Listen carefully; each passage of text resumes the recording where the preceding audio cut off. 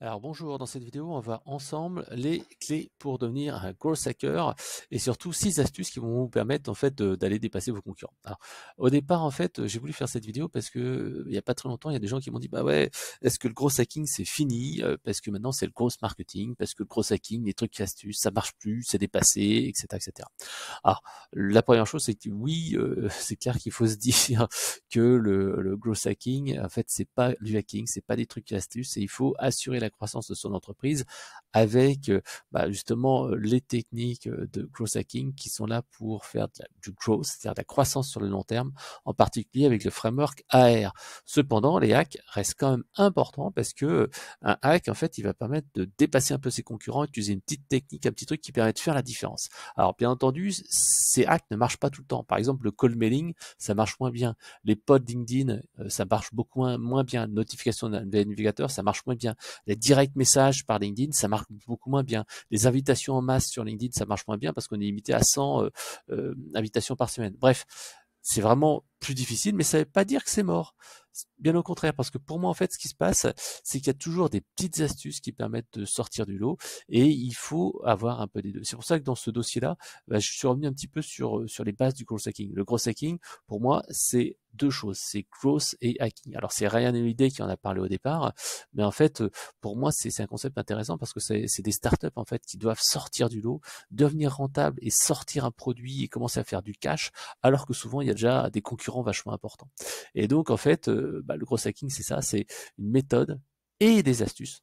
Donc pas que des astuces pour croître plus rapidement sans gros moyens avec une culture orientée ROI, résultat, quitte à prendre des risques. Et donc il y a deux mots, il y a growth, c'est la méthode pour assurer une croissance de l'entreprise sur le long terme, et il y a hacking, qui est la version hacking. Alors je ne vais pas revenir là-dessus, growth et hacking, mais par contre je vais essayer de vous parler plutôt de la mentalité du growth hacker. Le growth hacker, en fait, c'est tout simplement essayer de créer un effet waouh et d'aller optimiser, par exemple, cette partie expérience client, mais c'est également exploiter et optimiser à 100% les 100% des étapes du cycle de vente. Et c'est pas que l'achat, c'est pas que la conversion, c'est le revenu. En fait, un bon gros hacker va chercher certes à améliorer l'acquisition, l'activation, mais également la rétention, la recommandation et l'augmentation du chiffre d'affaires, soit avec du marketing produit, hein, c'est-à-dire sortir des gammes de produits, soit tout simplement avec des options, par exemple, essayer de faire des versions premium, essayer de favoriser plutôt une version ou un produit qu'un autre, essayer de faire de l'upsell, essayer de faire du cross-sell et essayer d'optimiser son tunnel de vente. Donc le framework AR est vraiment essentiel là-dessus. Pour moi, le framework AR, c'est à la base, ça permet vraiment d'aller analyser une activité ou une entreprise, allez, en 2-3 heures, vous savez où agir en priorité.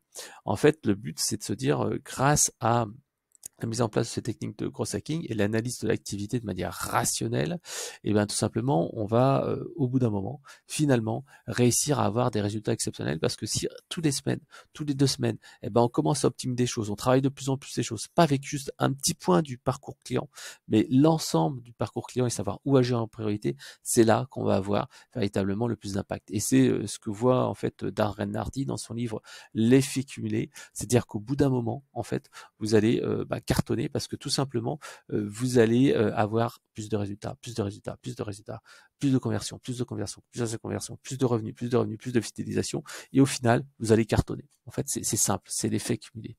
Alors par contre, il y a des limites en fait auxquelles en fait pensent certaines personnes quand ils parlent du cross hacking. Ils se disent le cross hacking c'est le cycle des ventes et en partie la partie acquisition et conversion.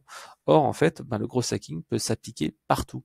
C'est-à-dire qu'au recrutement, vous pouvez très bien utiliser des techniques de cross hacking pour entrer en contact direct avec des candidats difficiles à trouver comme des développeurs, mettre en place un processus d'onboarding pour recruter de nouveaux clients, utiliser une grille de recrutement pour sélectionner les meilleurs candidats. Donc en fait ça c'est l'application des techniques de growth marketing, growth hacking au recrutement. En informatique, c'est tout simplement se dire je vais automatiser des tâches au quotidien, que ce soit au niveau des ventes ou du marketing, mais également, je sais pas, au niveau de la comptabilité ou autre chose, avec des outils comme Zapier, N8N ou des choses comme ça. C'est également utiliser des outils, par exemple, comme les chatbots, les callbots, pour automatiser des tâches à faible valeur ajoutée. Au niveau des achats, c'est en gros hacking, ça sera recourir par exemple à des sous-traitants offshore, remettre en cause des logiciels leaders du marché, passer sur de l'open source, essayer de faire du développement interne comme le fait certaines certaines entreprises. Par exemple, moi je garde en mémoire ce que disait donc le fondateur de Tesla, et il nous disait très bien ce petit ce petit gars que des fois en fait il faut essayer de se dire est-ce que je peux pas le faire en interne, parce que parfois en fait on peut se dire bah non je vais prendre une solution du marché qui t'a payé un peu plus cher, et ben non, quand on se dit bah non je vais faire moi-même, bah, finalement on apprend des techniques et finalement on fait quelque chose qui est propriétaire. C'est ce que fait par exemple Free. Généralement en fait eux ils développent leur propre outil en interne, ils achètent très peu de solutions à l'externe, et c'est en fait cette partie R&D qui fait leur force. Par exemple, la Freebox, ça vient de leur R&D et tout ça. Et par exemple, pour la visio, je crois que c'est leur propre outil en interne qui sont utilisés en visioconférence, alors qu'il y a des outils du marché qui existent. Alors attention, il ne faut pas non plus tout redévelopper, refaire la roue, mais parfois ça peut être intéressant quand c'est des montants assez importants. Au niveau des ventes, pareil, on peut utiliser une technique de growth marketing, growth hacking, par exemple pour analyser les performances des commerciaux au niveau des appels sortants, par exemple avec des outils comme Gong.io qui permet en fait de voir en fait les mots-clés, les expressions, avoir une bibliothèque d'appels, etc., etc. C'est la mettre en place des processus commerciaux très carrés dans le CRM pour avoir cet aspect processus. Au niveau du produit, c'est travailler en méthode agile, en sprint, création de MVP, minimum viable product, faire de la co-création avec des clients. Bref, vous voyez que le growth hacking, c'est pas juste la partie marketing, ça peut être du recrutement, de l'informatique, des achats, des ventes et du produit. Donc voilà, c'est ça qu'il faut se dire. L'état d'esprit du growth hacker peut être diffusé à l'ensemble de l'entreprise à condition que, il y a la confiance des dirigeants. S'il n'y a pas les dirigeants qui vous appuient, qui sont là en fait pour vous soutenir, en fait vous serez cantonné au marketing. Et aussi il faut qu'il y ait des équipes qui soient prêtes à changer. Et généralement ça marche très bien quand vous créez une boîte, quand vous êtes une startup, mais ça marche pas du tout quand vous êtes dans une grosse boîte, parce que forcément chacun a ses baronnies, ses chapelles. Si un mec du marketing dit tiens j'aimerais bien vous aider à améliorer les ventes et on va faire des conversations des clients, si le directeur commercial vous venez de voir en disant ça, il va dire hey, tu te fous de ma gueule, c'est mon boulot ça, et tu te barres en courant quoi. Pareil si vous êtes au marketing digital et que vous allez voir le marketing produit en disant hey, j'aimerais bien sortir une version premium, ou j'aimerais bien qu'on sorte une version avec les clients, je pensais à tel truc, ils vont dire ah non t'es gentil, ouais ton idée est intéressante mais c'est notre boulot ça. Donc voilà, donc ça marche vraiment bien quand il y a vraiment cet esprit gros hacker. Alors, comment devenir un gros hacker? Alors, la première chose, moi, je voudrais déjà dire une première vérité, c'est que être gros hacker, ça veut pas être développeur. Moi, je le dis clairement, on n'est pas gros hacker si on est geek. Programmer, ça peut être intéressant, mais moi, je préfère largement utiliser des logiciels réalisés par des pros de l'informatique qui savent le faire bien mieux que moi. Et donc, moi, j'utilise plutôt des outils. Et pour moi, il y a 4 familles. Il y a de monde, bien sûr, c'est développement spécifique, les scripts, les programmations, etc., que l'on peut retrouver, par exemple, open source sur GitHub, via des prestats externes. Moi, j'ai déjà fait ça, des outils de scrapping qui scrapaient des données. C'est plus simple de passer par des pros. Vaut mieux payer 500 balles avec un gars qui va faire un truc clean et ça sera bien fait que vous y passiez 3 jours, quoi. Après, il y a les logiciels de boîte à outils qui servent en fait pour de nombreux usages, que ce soit par exemple des outils de scrapping, WebScrapper, Octoparse, etc., ou des outils d'automatisation. J'en ai parlé tout à l'heure, Zapier, IFTT, N8, N, etc., etc. Moi, par exemple, j'utilise Zapier et Phantom Buster pour en fait envoyer des messages de bienvenue à mes nouveaux followers sur Twitter. C'est en fait, il y a Zapier qui va prendre la liste de tous mes nouveaux followers sur Twitter, il les met dans un Google Sheets. Le Google Sheets ensuite il est lu par Phantom Buster qui envoie un message à toutes ces personnes-là en disant hey bonjour et bienvenue de me suivre. Voilà. Donc en fait c'est un petit outil, c'est 2 outils en même temps qui permettent d'automatiser des tâches. Après, il y a des logiciels qui sont spécialisés dans un seul domaine d'activité. Par exemple, moi, j'utilise LinkedIn Helper sur LinkedIn, qui permet vraiment de faire des trucs super sympas parce qu'il permet d'aller automatiser des tâches, comme par exemple envoyer des invitations automatiques, envoyer des direct messages pour inviter un webinaire et tout ça. La dernière catégorie d'outils que je recommande, c'est les outils de sous-traitance en offshore. En fait, c'est simplement faire appel à une assistante qui pourra travailler à moindre coût sur des tâches à faible valeur ajoutée. Alors ça fait 5 ans que je travaille avec mon assistante qui s'appelle Sabrina, qui est à Madagascar, et c'est clairement un très bon investissement que j'ai fait. Elle réalise vraiment des tâches simples. Par exemple, elle sait répondre au chat grâce à une FAQ, elle sait faire des messages personnalisés sur LinkedIn. En revanche, il faut vraiment être très clair, moi je n'ai jamais trouvé quelqu'un qui soit suffisamment bon pour faire de l'écriture de texte au niveau que je souhaite. Et ça, en fait, voilà, c'est aussi la valeur ajoutée. Connaître les produits, connaître le marché, connaître les clients, c'est votre expertise à vous et c'est à vous en fait de le créer. Alors, pour se former, en fait, au growth hacking, c'est simple, hein, il y a des formations spécifiques, vous en trouverez des dizaines sur Internet. Il y a mon bouquin, le growth hacking, que vous connaissez, avec ma formation vidéo growth hacking, que vous pouvez aussi utiliser sur mon site Internet. Mais en fait, ce qui compte, en fait, généralement, pour être growth hacker, c'est maîtriser grosso modo 2-3 compétences clés. Généralement, il faut maîtriser 2-3 compétences qui vont compter dans un secteur d'activité. Par exemple, dans le marketing B2B, clairement, il faut maîtriser le SEO, il faut maîtriser le social selling et pas mal de copywriting. Je pense que c'est des trucs essentiels. Dans des activités plus B2C, il faut maîtriser absolument la publicité payante, Google Ads et Facebook Ads, etc. Un petit peu le SEO, mais le social selling, c'est pas du tout important. Les copywriting, c'est pas non plus super important. Donc en fait, un gros hacker va avoir en fait des compétences, et j'en parlerai juste après avec ce format en T. Alors moi, j'explique véritablement que il faut surtout apprendre une philosophie. C'est se dire qu'on va exploiter soit des carrefours d'audience, soit des opportunités business. Et généralement, vous avez 4 étapes à suivre. 1, on va identifier cette opportunité qui peut être un carrefour d'audience, une optimisation du cycle de vente ou des choses comme ça. 2, on essaye de voir comment on va l'exploiter. On trouve des idées, on trouve des solutions. Et d'abord, c'est manuel pour voir un peu comment ça passe, est-ce que ça marche, les écueils, etc. Et ensuite, on essaie d'automatiser. Ensuite, on fait un test, on lance, on analyse, on mesure, et après, en fait, si ça marche bien, on industrialise ou on améliore la performance. Voilà. Et c'est comme ça que ça marche. Et le système, en fait, c'est le système AR, hein, c'est que donc on va identifier ce fameux point à optimiser, le maillon faible, hein, ce fameux maillon faible dans le cycle des ventes. On va se dire, tiens, ok, c'est là qu'il faut agir en priorité. Ensuite, on fait foisonner les idées. Il y a 2 sessions de brainstorming. Ensuite, on choisit les mêmes idées avec une note de 1 à 10. On se dit, voilà, tiens, ça c'est super important. Et donc, on note chacune des idées et on essaie de trouver la plus efficace. Ensuite, on sélectionne 2 à 3 idées, une quick win, c'est-à-dire quelque chose qui est super simple à mettre en place et qui va donner des résultats, et une ou deux idées un peu plus complexes qui, elles, nécessiteront véritablement du temps, nécessiteront d'aller vérifier que ça marche, etc. Et ensuite, on fait peut-être un mini business plan. Alors c'est un petit peu intéressant de savoir ça parce que ça permet de savoir ce qu'on va faire. Imaginons que vous dites, tiens, je veux augmenter mon taux d'ouverture de mes emails de 25 à 40%. Et pour passer de 25 à 40%, c'est pas les mêmes moyens, c'est pas les mêmes outils, c'est pas les mêmes méthodes que de passer de 25 à 35 ou de 25 à 30. Et donc, si vous dites, tiens, je veux faire 45, et à ce moment-là, on va faire plus d'efforts, comme par exemple changer de solution d'emailing, changer d'expéditeur, changer d'adresse IP. Tandis que si vous voulez dire, tiens, je passe de 25 à 30, c'est peut-être juste travailler le copywriting, travailler par exemple la forme, mettre des messages textes au lieu des messages des fois full HTML. Bref, c'est comme ça que ça marche. Travailler aussi le retour sur investissement.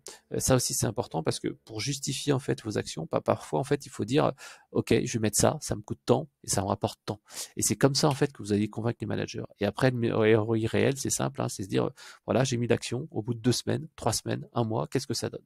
Et après on itère, on continue avec cette identification d'un problème, le maillon faible dans le cycle des ventes, lister les solutions, prioriser les idées, tester et ensuite voir comment ça marche. Alors ça, c'est la théorie. Maintenant, quelles sont les compétences pour devenir un gros hacker? En fait, ce qui se passe, c'est que comme pour les SIMO, il y a en fait pour moi 3 types de profils de gros hacker. Il y a le profil white hat, le chapeau blanc. C'est-à-dire que c'est des gens qui vont respecter scrupuleusement en fait les règles. C'est des gens qui sont souvent dans les grandes entreprises ou dans les entreprises où on peut pas faire ce qu'on veut, où il y a des grandes boîtes, chacun a un périmètre limité. Et là en fait, on sait qu'on peut pas utiliser des techniques de gros hacking un peu limites. Donc là en fait, on va utiliser plutôt, par exemple, le framework AR, la créativité et tout ça. Mais on va pas utiliser des logiciels un peu limites. Par contre, il y a ce que j'appelle moi les créates, les chapeaux gris. C'est ce que je fais moi, c'est des gens qui flirtent avec les limites, et en particulier les conditions générales d'utilisation de sites internet. Et par exemple sur LinkedIn, moi j'utilise LinkedIn Helper qui est totalement interdit, et pourtant ça fait gagner énormément de temps. Et après il y a les chapeaux noirs, les gens qui vont vraiment utiliser des techniques illégales comme scraper des données, envoyer des emails professionnels, enfin envoyer des emailing à des personnes dont on a deviné l'email professionnel sans les connaître. Ça, je trouve ça illégal parce que c'est interdit. Et donc moi je le fais pas et je le recommande surtout pas de le faire. Envoyer des emails en B2C alors que on n'a pas d'autorisation, ça aussi c'est totalement interdit. Voilà. Donc à chaque fois en fait, il faut se dire comment je vais adapter ces méthodes et ces idées de growth hacking selon mes compétences et selon l'entreprise. Et c'est ça en fait qu'on appelle le profil le T-shape des gros hackers. C'est-à-dire qu'un gros hacker n'est pas identique partout. C'est pas en fait comme un comptable ou un contrôleur de gestion qui a fait, je sais pas, une étude, qui a un diplôme d'expertise comptable ou qui a fait, je sais pas, une école de commerce. Ensuite, après, il s'est spécialisé dans un master en contrôle de gestion. Et ben en fait, c'est pas la même chose dans le marketing et en tant que gros hacker. C'est-à-dire que vous pouvez avoir différents types de gros hackers qui correspondra aux besoins exacts de votre entreprise. Par exemple, un gros hacker n'est généralement pas un spécialiste, un expert. Il connaît pas, par exemple, tiens, je suis un pro du PPC, c'est-à-dire que je connais Facebook Ads ou Google Ads à fond, et par contre, après, le SEO, le content, le copywriting, tout ça, je connais pas trop. En fait, ça, c'est plutôt un expert. Et un gros hacker n'est pas vraiment un expert sur un domaine. C'est pas non plus un marketeur généraliste. C'est-à-dire qu'un marketeur généraliste, il connaît un peu de tout, mais il fait surtout appel à des agences où, il n'est pas expert dans un domaine, vraiment, il connaît un peu de tout, et puis, il tâtonne. Un gros hacker, généralement, a un profil en T, c'est-à-dire, en fait, qu'il maîtrise parfaitement 2 à 3 techniques qui sont vraiment ses piliers, un petit peu comme le spécialiste d'un domaine, mais peut-être pas aussi pointu, mais il connaît bien ces 3 techniques qui sont vraiment la base de son business. Et en plus, il connaît toutes les autres techniques correctement. Et donc, en fait, selon selon vos compétences, vos profils, vous avez des compétences qui vont être plus ou moins différentes. Par exemple, moi, mon profil de gros hacker en T, c'est tout simplement 2 bases très fortes qui sont les SEO et le contenu. Et je dirais peut-être le social selling, si j'en rajoutais une troisième. Et après, je connais très bien le copywriting, l'analytics, je connais un petit peu le PPC, l'emailing, je connais bien, l'UX, la fidélisation, je connais bien, la prise de parole, je connais bien, le sales enablement, je connais bien, le site internet, graphisme aussi un peu. Mais je suis pas un pro, je suis pas un expert. Je suis un expert en SEO, en contenu, en social selling. Donc ça, c'est les 3 anti-shape. Et au-dessus, il y a tous les autres techniques. Après, il y a des trucs non maîtrisés que je maîtrise pas. Par exemple, le scrapping et le coding. Ça, c'est que je maîtrise pas. Il y a des choses que je maîtrise, mais qui sont pas importantes pour mon travail. Comme par exemple le CRM, les bots, l'affiliation, le product marketing. Ça, en fait, c'est des choses qui sont pas dans le T-shape parce que une entreprise, elle dira, mais non, moi, en fait, mon gros hacker, je veux surtout qu'il ait telle compétence, cette compétence. Et là, celui que j'ai en face de moi, c'est pas le T-shape que j'ai.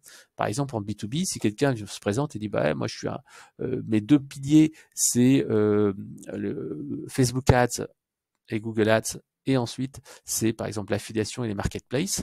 Là, on va dire, mais non, t'as pas le profil, quoi, Coco. Et en fait, c'est parce que son profil en T-shape est sur 2 piliers qui sont inutiles. En plus de ça, on peut aussi noter qu'un gros hacker aura tout intérêt à avoir des soft skills. Les soft skills, qu'est-ce que c'est? C'est un petit peu les hard skills, c'est les compétences techniques. Les soft skills, c'est la manière d'être.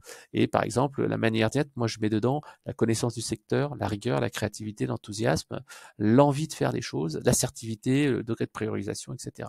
Et ça, en fait, quand on a cette petite grille-là, ça devient facile pour quelqu'un de recruter un gros hacker parce qu'il se dit, voilà, la personne que je recrute, en fait, elle doit avoir 2 gros piliers et ensuite elle doit avoir d'autres choses qu'elle doit connaître. Elle doit avoir des trucs qui sont pas indispensables, des trucs qui sont pas importants, et en soft skill, il faut savoir ça et ça. Voilà. Et donc ça permet de savoir comment on se place, et surtout un recruteur de savoir quel est le gros hacker. Et ça explique pourquoi tous les gros hackers sont pas les mêmes et n'ont pas les mêmes compétences. Alors, je vous ai mis après quelques petites astuces de gros hackers qui vont vraiment dans cette philosophie. Alors, comme je vous disais, le framework AR, c'est super important, mais il y a des astuces qui permettent de doper un peu sa croissance. La première, en fait, c'est tout simplement Sniply, qui est en fait, Sniply, ça s'écrit S-N-I-P-L-Y.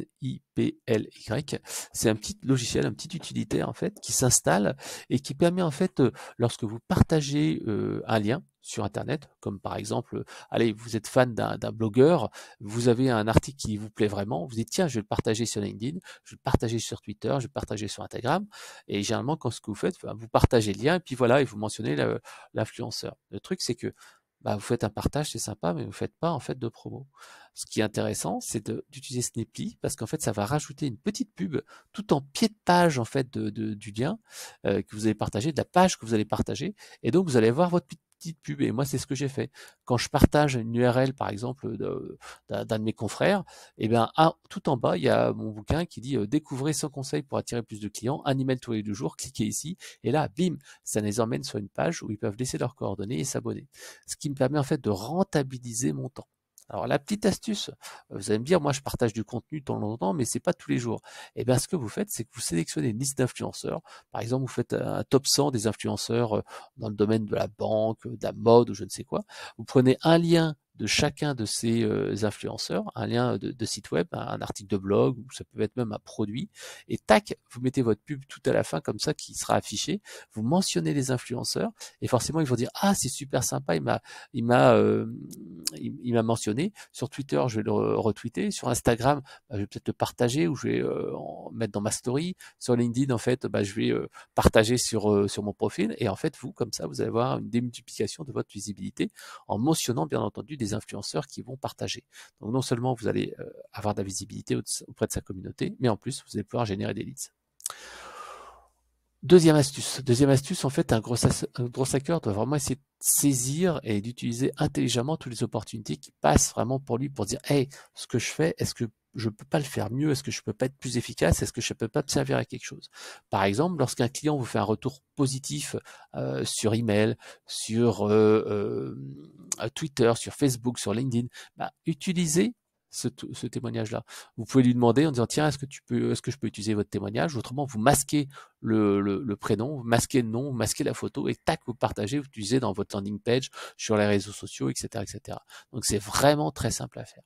Autre chose, en fait, c'est essayer de travailler en fait sur l'effet waouh et d'avoir un produit qui va être génial. Mais vous allez en plus travailler cet aspect bouche à oreille avec un programme de parrainage. C'est-à-dire que vous allez proposer aux gens, si ça les intéresse, tout simplement de parler de votre produit, et en échange, ils vont gagner un cadeau, un bonus, ou en fait par exemple un petit montant d'argent. En fait, ça se fait beaucoup parce qu'en fait, ça permet d'avoir des gens qui vont partager et donner leur avis. Et quand vous avez comme ça quelqu'un qui dit ouais, j'adore cette boîte, utilisez-le, c'est vachement plus crédible qu'une publicité. Et pour cela, en fait, il suffit d'utiliser des plateformes d'affiliation ou de parrainage, comme par exemple firstpromoter.com, impact.com, partnerstack.com. Et en fait, ça vous aide à construire très facilement un programme d'affiliation, et ainsi, vous allez générer avoir un générateur automatique de prospects. Alors après, il y a même la possibilité de faire des trucs un peu plus chiadés. Par exemple, Dropbox, qu'est-ce qu'ils ont fait au départ? Si vous aviez je crois que c'était 1 giga de base ou quelque chose comme ça, si vous vouliez avoir un peu plus d'espace, c'était simple. Il suffit de proposer à un ami de s'inscrire à Dropbox, et il gagnait 500 mégas d'espace disque à chaque fil à vue. Vous voyez, c'est simple, il y avait juste à partager avec un lien unique. Avec ce lien unique, en fait, le Dropbox savait que ça venait de telle personne, et là, boum, automatiquement, et en fait, lui, Dropbox gagnait un de vos utilisateurs, et toi, tu gagnais 500 mégas d'espace disque. Donc, ce système de parrainage marche extrêmement bien à partir du moment où vous avez un bon produit et des clients qui sont contents de ce produit-là.